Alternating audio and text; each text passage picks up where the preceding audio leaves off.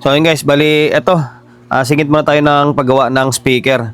D8 na Broadway na 1213 triple magnet. Ayan, super D8 ika nga. Issue niyan ay hindi na gumagana. Wala nang continuity yung terminal. Ayan, pasensya na kayo, against the light yung tester natin. Chinik natin, open siya. Open yung coil niya. Kaya ngayon, need natin yang tanggalin yung dust cap para masilip natin kung sira yung coil or putol lang talaga. Sunog ba siya or putol lang yung pinaka-terminal doon sa may pigtail against doon sa may coil. Ayan, gamit ko yung hot air. Hot air na ngayon pinangtatanggal ko ngayon sa mga dust cap. Hindi na ako gumagamit ng thinner. Yung thinner kasi nalalambot lalo yung cone. Ayan, angat natin, tanggal na yung dust cap. Mapapansin nyo, ang linis ng loob niya. Hindi kasyon na hindi siya sunog. Ngayon, kakayatin natin or pipingasin natin yung sealant or pandikit sa may coil papuntang pigtail. Ayan, tapos ititesterin natin. Pasensya na kayo, halos hindi makita sa yung tester natin against the light. Hindi ko napansin. Yan, basta titesterin mo lang yan. Pag pumalo, ibig sabihin good yan, buo.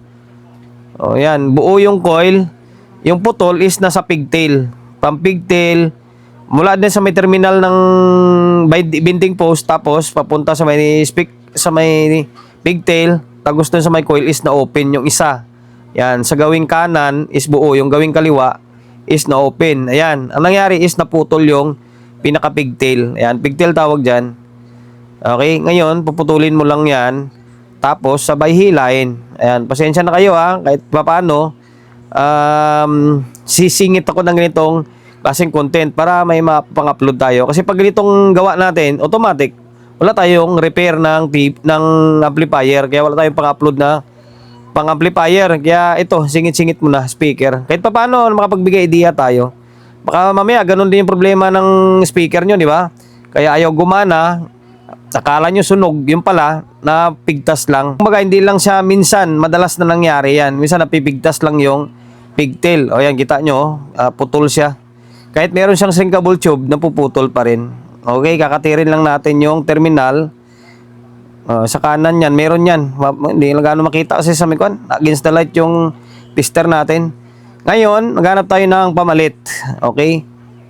Yan, kung mapapansin nyo, 2 piraso yung nilagay ko kasi maliit yung pigtail natin. Hindi ko mahanap yung malaki ko na pigtail na kasukat ng dati. Kaya ginawa ko, dinoble ko para mas matibay. Okay? Ayan, tapos ilain lang yung kasi may pandikit ulit yan dyan, yung sealant. Okay, yung kulay itim na sealant, susunugin nyo lang. Mag-ingat, baka mamaya masunog yung damper and then mabutas yung cone. Kaya mag-ingat. Pag nasunog yan, sabay hila. Okay? Susunugin mo rin yung terminal ng coil, sabay hila yung pigtail na kaputol niya. Okay, ayan. Ganun lang kasimple, ganun lang mag-repair. Ang importante lang may materialis kayo. Sabihin na lang natin na kung mo siya, nakita mo lang mo ng sira, open lang. O naputol yung terminal ng pigtail. Kung wala kang materialis, di ba? Siyempre, kailangan may materialis ka rin. Bibili yan sa mga electronic shop, hinubo pa rin tayo, minamalat pa rin tayo. And then, bubutasin nyo lang, tapos ipasok nyo siyempre yung pigtail. And kapag napasok na yan, inangin nyo ulit yung terminal. Yan, yung coil na kabilang side. Okay, sabay twist. Pag naka-twist na yan, siyempre, hihinangin mo. Kargaan mo ng maigi ng tingga. And then, yung gamit ko palang tingga dyan ay Broadway na 0.8 or 1mm. Tapos, gamit ko na soldering iron ay 60 watts. Ayan. Kapag nakargahan nyo na ng maigi yan, and then, siyempre, isisintro mo doon sa may ilalim. Kuhan mo siya, ititrintas mo. Yan. Ititrintas mo yung 2 pigtail para siyempre hindi maghiwalay kasi nga dinoble natin. Tapos kapag na-trintas mo na yan, gamit ka ng shrinkable tube. Yan, para magkakasama sila and then hindi rin basta-basta ulit magpipigtas. Ang shrinkable tube ang tawag dyan sa kulay itim na yan. Ayan, ipasok mo lang. Kapag napasok na yan, siyempre iinitin mo para siya, yung magkukompress or magdidikit dyan sa may 2 pigtail. Okay? Ang shrinkable tube ang tawag yan, goma yan. Okay? Iinitin lang ng pwede kayong gumamit ng hot air or panghinang.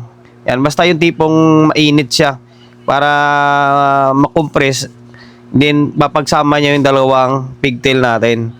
Okay, sabay yan, linis yung terminal. Kasi may mga naiwan na sealant yan kasi dinikitan din ng sealant eh. Ayan, para malinis and then mapaghinang natin ng maayos. Okay, isisintro nyo lang. Saktong-sakto lang ha. Huwag kayong sobrang mahaba, huwag din sobrang iksi. Kasi pag iksi, pag mag-bounce yung cone, kwan din siya, sakal. And then kapag sobrang haba naman yung pigtail, kapag mag-bounce naman yung cone, is maghahampas-hampas din. Okay, kaya kailangan saktong-sakto lang. Kung makikita nyo, yung pigtail na yan sa kabilang side, sa may kanan, yung buo, di ba, halos saktuhan lang din. Kaya nilagay natin is halos saktuhan lang din siya para pag mag-bounce yung cone, is hindi siya papalo, hindi rin sasakal. Okay, ayan. Tapos isintro lang sila ng maayos. Ngayon, sabay tester.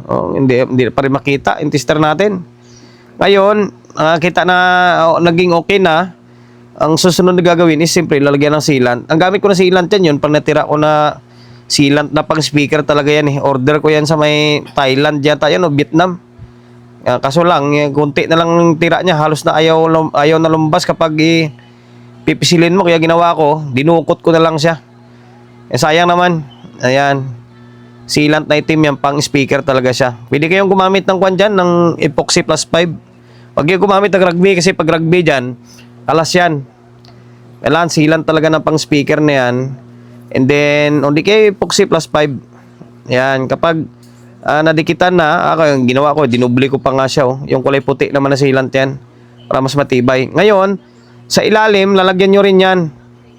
Kasi, kapag hindi nyo lalagyan yan, mapipigtas ulit yan. Sa lakas pa naman ng speaker na yan, kahit di utso yan eh. Kaya kailangan, gamitan nyo ng sealant. Gamit ko na lang dyan is, yung kulay puti na lang yan, yung clear.